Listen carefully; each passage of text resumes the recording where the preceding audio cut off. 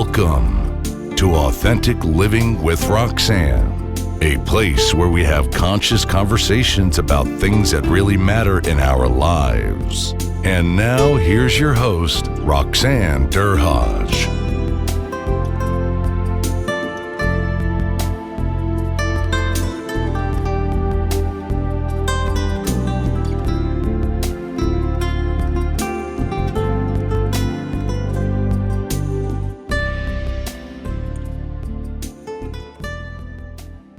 Everyone, it's Roxanne Derhodge. Thanks for tuning in again. Today, I have a colleague, Dr. Cziernik, here with us, who has taken his time away from all his busy teaching and marking and end of term things.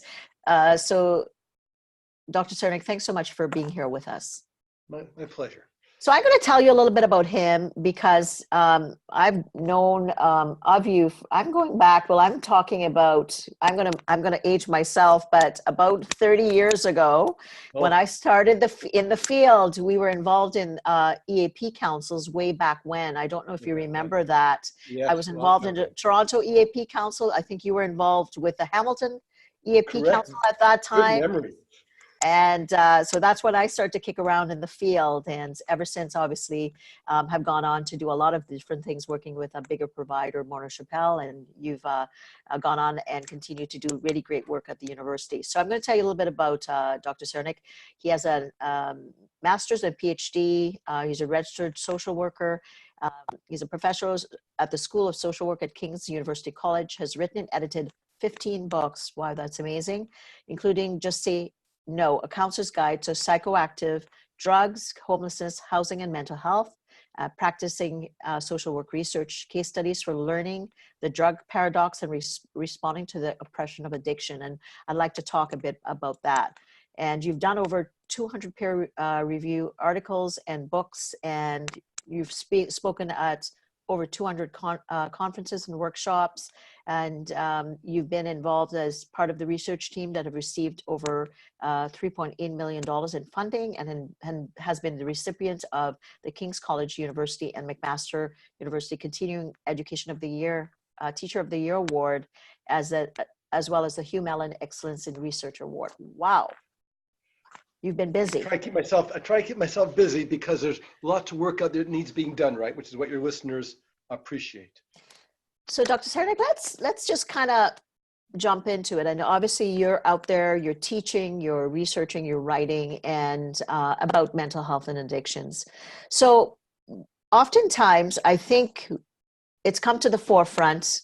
We're recognizing that the World Health Organization is saying it's the number one issue we need to be concerned about.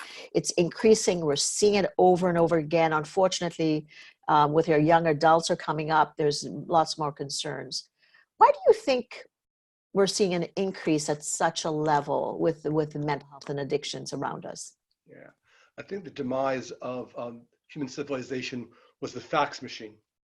So if you go back and you're old like I am, there was a point in time when you worked and you got a phone call from a boss, you got a complaint from someone in the community, and you had time to respond in writing and think and reflect upon this. And I don't joke about the fax machine.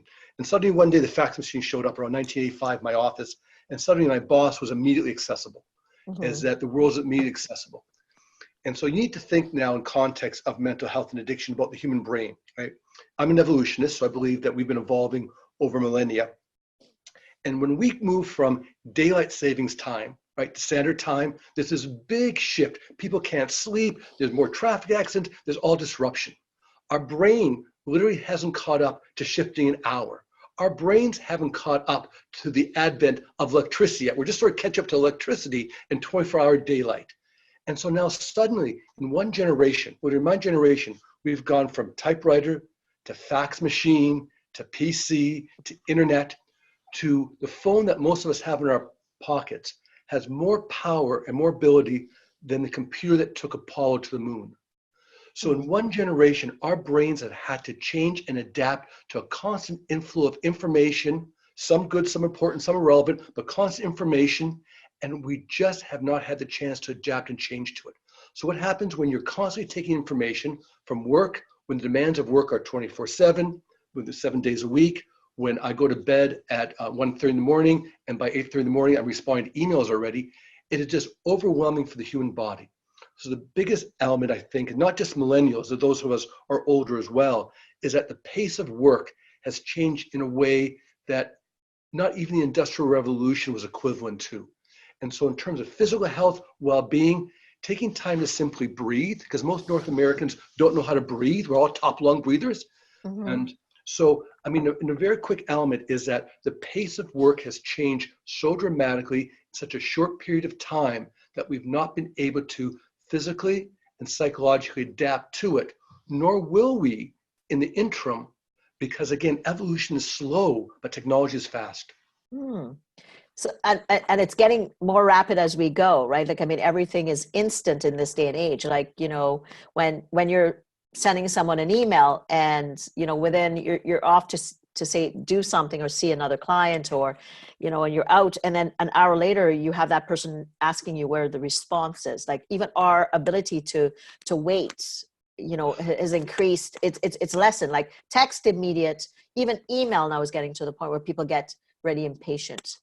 Yeah, so an hour, right? An hour is the end of the world if someone doesn't respond to an hour. As I said, back in 1984, if I could respond in 3 days, I was a good employee. Right. You're right. If I don't get back in 30 minutes, what am I doing with my time? And so the expectation of this immediacy is a big deal. So in my counseling classes, I'm working with social work students in terms of helping people with addiction and mental health issues. The biggest point I now make is simply to be present with people, is just to sit and listen and to give them some space, because that's what we sort of lost. I mean, look what we're doing right now. We're doing a podcast, right? Like 2 years ago, what were podcasts, right? And now suddenly they're the way to convey information, and they're very convenient. And that's a difficulty, because email and texting and podcasts, technology makes life much easier and simpler when it's functional. But what happens when your technology goes down? I mean, we just looked at the ransomware issues that hit Life Labs, right? It changes their whole business structure. So the other pressure, of course, is to keep up with technology, continue to invest in technology, which then makes it a huge cost outlay for organizations and a constant new source of information. So in terms of me knowing about social work and addictions and workplace wellness, I now have to know about technology so I can do the other parts of my job. So there's a lot more expectation, I think, on us as well to be well-versed in different areas, Roxanne, than it was, again, when I began my career in the field. So, you know, let's go back to what you're talking about, the evolution. Our brain, the technology is so quick that our brain is trying to catch up, right? And like you're saying, we're not disconnecting. If you think of a lot of people, now we have these, you know, the thing about, you know, the blue ray for protection against screens, and lots of things that I'm thinking, you know, when I was growing up, like I grew up in Trinidad and Tobago, my mother would kick us outside and say, okay, guys, come back in when it's time for a snack, or, you know, whatever. So we were constantly surrounded by green, and we were playing, and we were, you know, having conflict and figuring out how to make it better. All that stuff now is gone, right? It's literally gone. It's fascinating, because one of the difficulties we're finding is I mean, I'm talking about some, not all, younger students, young individuals who will be joining the workforce in the next few years, is because of this disconnection from sort of each other and from nature and society, is that they're having a hard time communicating. They're having a hard time being face-to-face. So what that means is that when you're an employer and you've got a new employee, you're trying to correct them or give them new directions, they're not used to getting a lot of direct face-to-face feedback. And so that's a new thing as well. I mean, the notion of telephone etiquette, which is funny for you and I, but I mean, teaching telephone etiquette when you're used to texting and emailing is a skill set. My young son, he's not that young anymore, 25-year-old, finally moved on his own, finally off to school, got his own apartment, and had to give his landlord checks. He said, Dad, how do I write a check? He'd never written a check in his lifetime, never needed to converse in commerce, right? And so again, what people of our generation, who tend to be in more leadership positions, don't acknowledge is that this younger generation has these wonderful skills. There's also deficits, which consider deficits, because they've never had to engage in these behaviors. The extension of that is, as you say, there's less of this growing up outside where you'll learn how to deal with your conflicts, or you learn to develop your sense of assertiveness. And when you're all distance, it's easier to get into a screaming war via internet because there's no immediate ramifications. But you can't have the behavior in a workplace because there are immediate ramifications. For sure. So you have the overactive mind. Yes. And then you have the practical element of not practicing to connect. Like, I mean, I'm of the older generation. When people get on the phone with me, I still use the phone all the time. I go, here's the deal. I don't want to talk on the phone. Can we get together? Because because that's what I'm accustomed to doing. And obviously trying to do that with the younger generation is a little bit more difficult. They're like, well, can't we jump on a Zoom call? Can we do a Skype? Whatever. But it's so true. I go back to the traditional things. Yeah. Now, even in our fast-paced world, even the older generation is having trouble in quiet in their mind.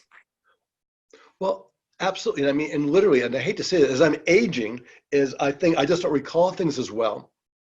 And the other point in time is how important is it, as you say, to sit down and have a coffee with somebody, to me, is that it's relationship building, right? It's how you get to know someone.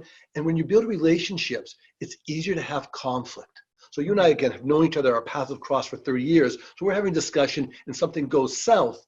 It's not that we don't have a history together. We don't know each other's background and professionalism. So it's easier, and conflict's never easy, but it's easier for us to either move beyond it or not get hung up on it, right? And so if you don't have a lot of time getting to know individuals, building relationships, understanding people's foibles and eccentricities. In my case, I get old. I'm no longer strange. I'm now eccentric.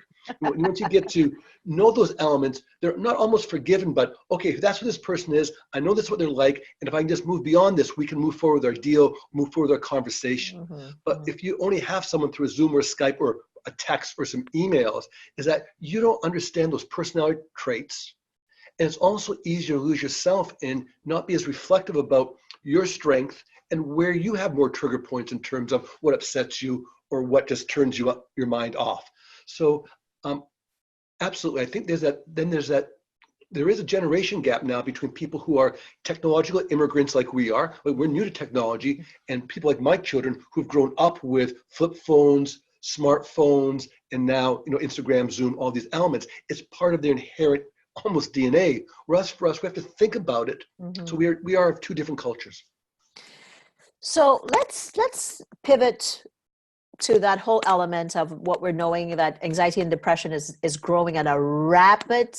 Now employers, gone are the days I used to think of when I started back in the EAP world where, people you would have, employee assistance programs, and companies were just kind of having it at the bottom to say, we have this resource for people to get assistance. Now it's a given that most organizations are looking at it because it's costing them so much money between their incidental absences, the presenteeism, the absenteeism, their short-term claims, and of course, between short-term and long-term, if people go into long-term, the vast costs. So people always think about the element of when they hear the issue of addiction or mental health, they always think really, really sick, like, but they don't think of the entire spectrum. So I want you to talk about that continuum from mental well-being all the way up to the continuum of mental health and addictions. Yeah.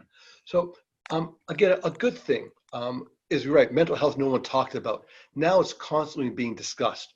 So the question you have as a researcher is this a new phenomenon? And there certainly is different stressors now than there ever was, if we've just been talking about. Or are we for the first time welcoming the conversation, no longer embarrassing? I had lunch with a colleague the other day who was a very important person, well educated, and the work had just overwhelmed the individual. And so they said, I'm not well. And went to the hospital for mental health treatment as if they had their appendix out. And so that has changed as well too, is now we are going earlier in the process, which is wonderful. EAP has been around now and well established in Canada for half a century. And so they're not this strange thing that you're not worried about losing your job. In the early days, there were employee assassination programs, no employee assistance programs. And so we've got that other element as well. Are there more mental health problems? And so you can say yes, or we can say, as you're indicating, are people now less hesitant to hide them, more likely to come early in the process, have different resources? And the lovely thing is that about the media is now you have these, I won't call them role models, but you have these prominent individuals in media, in movies, music, who themselves say, I've gone to a rehabilitation program, I'm taking a break from touring, I'm not going to be in a movie this year because I've got to take care of myself and my family. So that has also occurred in parallel with this increasing stress from technology. So we've got two interesting phenomena occurring. Certainly in the workplace, I make the joke that no one is normal. If you actually know what the human brain is like, we've got these 50 different primary neurotransmitters that are running through our brains that balance us. And they literally are determining our mood, determining our aggression, our affect, our relationship. All those things are prominent. And so if you have too much dopamine or enough serotonin, before we didn't know any about this, but now we have medication that again can balance you. And it's not a shame to be taking medication. It's, I've got influenza, I've got diabetes, I've got anxiety. So now we've got some medical aids when we've got minor issues that are obviously not overwhelming. So that's a wonderful aspect as well now too. So you can go forward, you can deal with it. And I've got all sorts of colleagues in the helping professions that, because in the helping professions, recognize the fact that, hey, genetically I was born this way. It's just like taking my insulin every day. The difficulty becomes, again, there's still shame, there's still stigma in these areas. And so what happens if you don't go, if you don't have a supportive workplace? Well, then the problem becomes more severe. And you start getting into short-term disability, long-term disability. And those individuals, those organizations that have lots of long-term disability claims, I'd ask them to look at what their organizational structure is, and I'd ask them to look at what they're doing in terms of promoting mental health at an earlier stage for individuals. It's not when or if. So it's not when, it's if. I actually don't know anyone in my lifetime that would not benefit from counseling. Dealing with issues of your family, issues of relationship, issues with your children, issues in the workplace. I mean, how do you get to the age of 60 in my life without having had numerous losses and tragedies? And the same thing now, when you're 20 years old, what may seem like a minor issue to someone at 60, you've only lived 20 years. So this is a big monumental shift in your life. So the notion of what's major and what's minor, it's really relative to the individual. I'll tell you a story early in my career. I was working with the Toronto Fire Department, and I was doing some training with them. And one firefighter came up to me and said, I don't know what happened. And now we'd call it PTSD. We didn't have the language back then. But he was in a fire situation, and he was going to rescue somebody. One of his colleagues got into that person instead. He was coming down the ladder. So he wasn't in risk. The individual had been saved. His colleague was safe, and he froze on the ladder. And it was just what had happened there, because he'd been in so many fires, so many situations, and suddenly they literally had to help him off the ladder. So we also don't know what to you and I would be a minor. His colleagues go, well, there's no risk, there's no fire, there's no danger, and you can't walk down any longer. I mean, it's high-rise ladder. And so again, that individualization.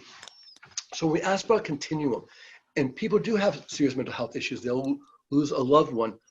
There'll be a car accident where their child will die at 30 and will just spin them off. So there's all these incidental issues that you need EAP support for, you need counseling support for. There's the biological elements that you have to blame your parents for, you can't control whatsoever. And then there's that accumulation of just life sticking to you, right? Mm-hmm. And again, we're now looking at individuals in the 60s and 70s, typically out of the workforce, who have secondary addiction issues because they've suffered so much loss in their lifetime, and you're shaking your head, you appreciate this, so much loss in their lifetime that they don't even realize they're turning to alcohol and drugs, but the loss of job, the loss of ability, the loss of family, the loss of loved one, loss of relationship, all these losses build up. But those can build up when you're 35 and 45 just as easily when you're 65. Mm-hmm, mm-hmm. So, I mean, it's a wonderful question because the answer is life produces mental health issues. Mm. We take work home with us and we take home to work with us. And that interaction, if you've got no control or stress in both areas, that makes you more vulnerable to the technology and the stress and the pressure and the ongoing information flow. So the answer, I mean, you start with your question with it. The answer is if you don't have an employee assistance program, if you're not constantly asking about employees' wellness, then you are asking to have short-term and long-term disability issues in your workplace. So that's an interesting point about, like you said, secondary addiction. So talk a little bit about that, because I know when I would look at data for issues with substance-related issues at work, generally it was not an addiction.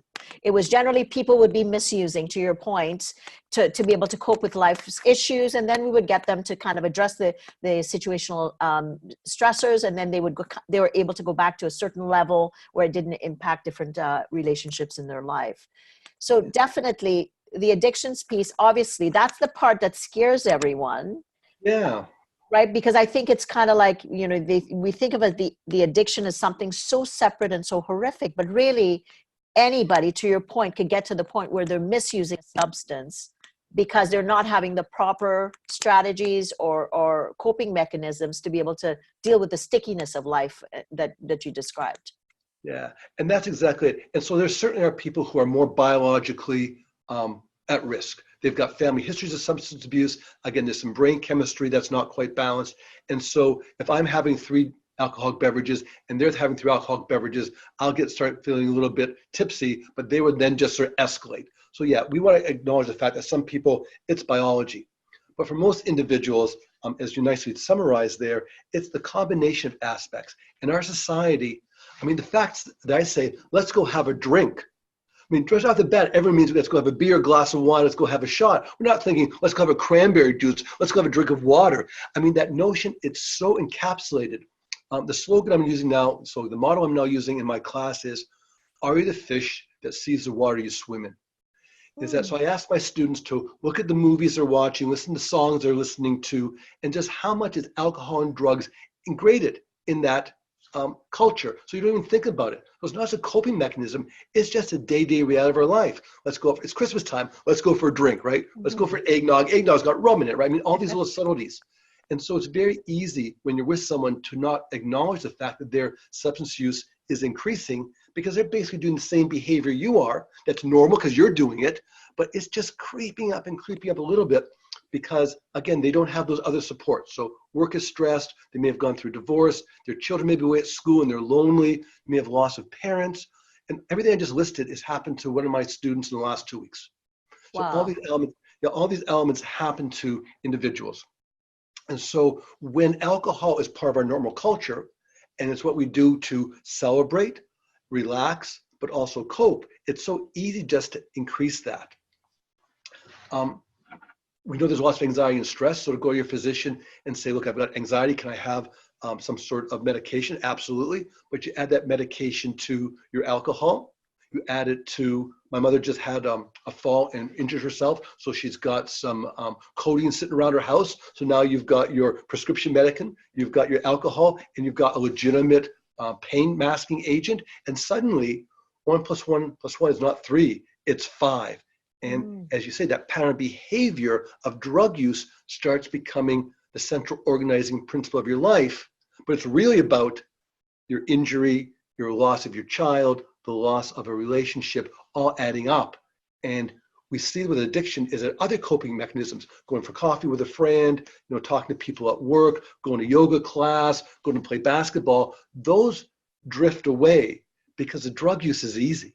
I mean, going to yoga, you get up, put your I go to seniors now, get sweatpants on, go hang out, lie around for a while, which is wonderful. Get back in the cold. Oh, it's minus 10 degrees out. I don't want to go to the cold. I'll have a bourbon instead. So because alcohol and other drugs are so easy as a coping mechanism, we can gravitate to them because no one says a second thought about it. Like I said, you and I went after a podcast, we weren't virtual, we went for a drink. No one think twice about it. Right, absolutely. Yeah, but if I go for a drink at lunch with you, then go for one after work, then I go for one after dinner. Suddenly it's not just a drink any longer. So, and it becomes a creeping effect, and before you know it, the person realizes that they're not able to control it anymore, and they're going home maybe after you've had the one drink with them at dinner, and they're having a couple more, and then they're staying up later, and then it's a vicious cycle. So yeah. So when we look at kind of the issue with mental health, it is definitely on the increase, and obviously the maladaptive element and the social norms associated with, hey, let's just have a Christmas drink. People are kind of going to be using that much more. Yeah, and this is a high risk. And then, of course, we go from Christmas with friends and family, which is a celebratory time, unless you don't have lots of friends or family, and then it becomes, instead of a positive affect, a negative affect, and then we roll right into New Year's, right?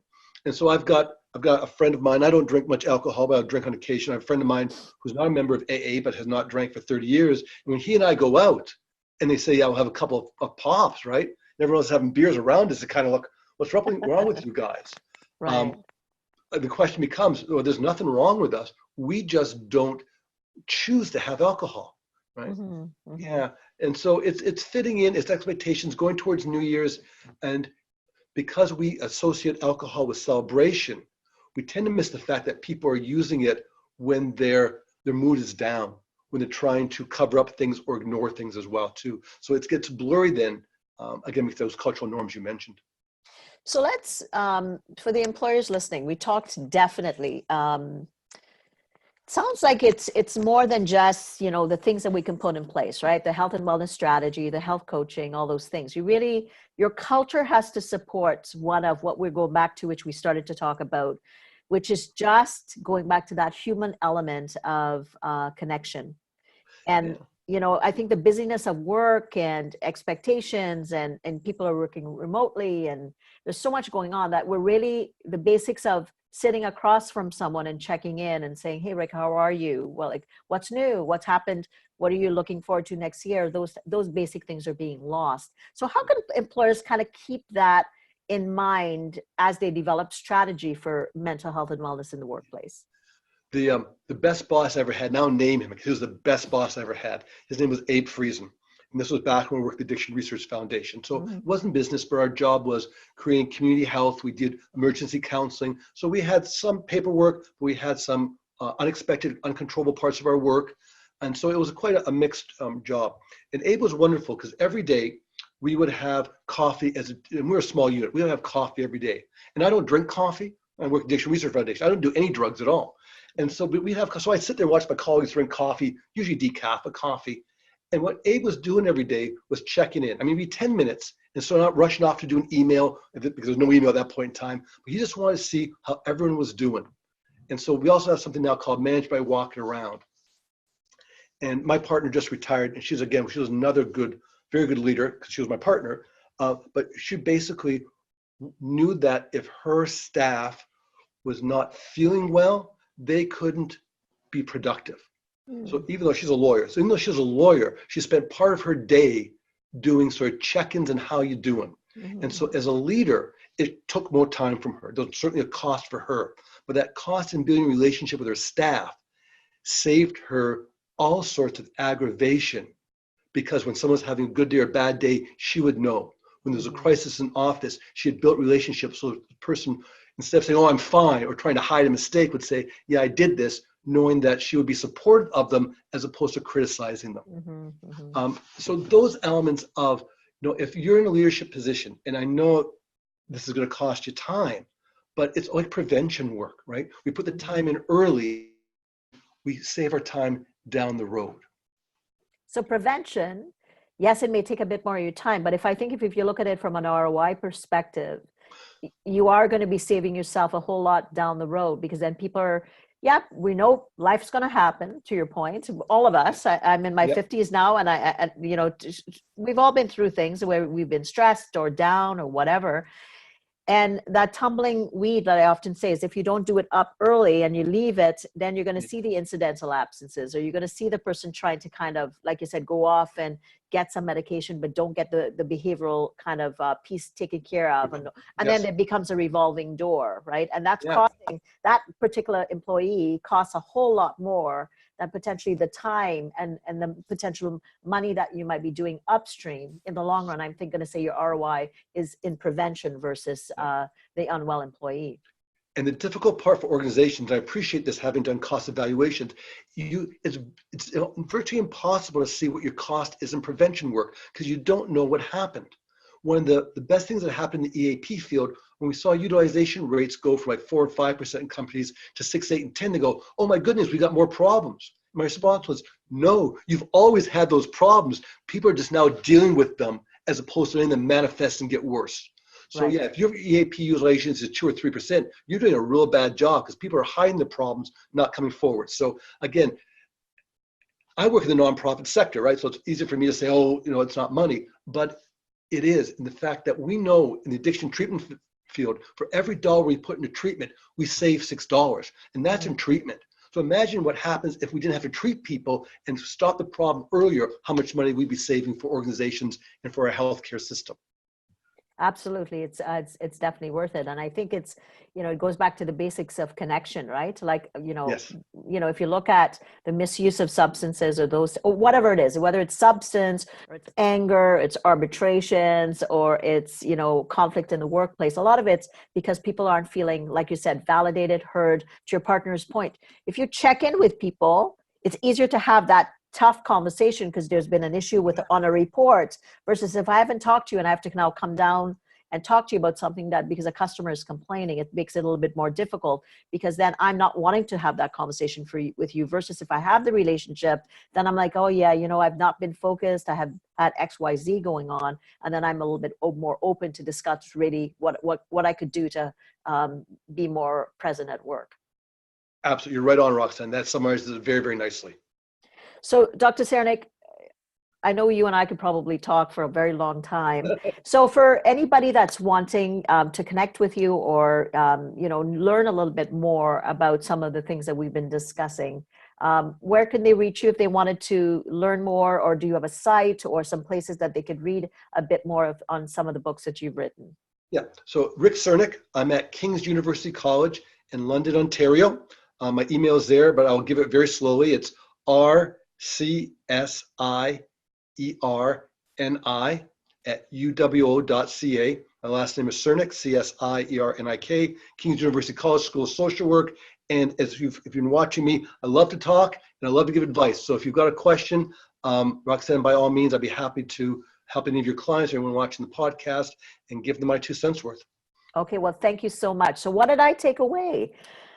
I took away that, we need to recognize that the stresses related to our lives are sticky, like Dr. Cziernik said, and the secondary presentation of addictions is existing in our organizations. So look for it and recognize addictions is one way that it's showing, but it's showing in other ways. And go back to some of the basics of taking the time to spend your monies up front, because my tagline, Dr. Cziernik, is if you spend your time with return on relationships, it actually protects your ROI in return on investments.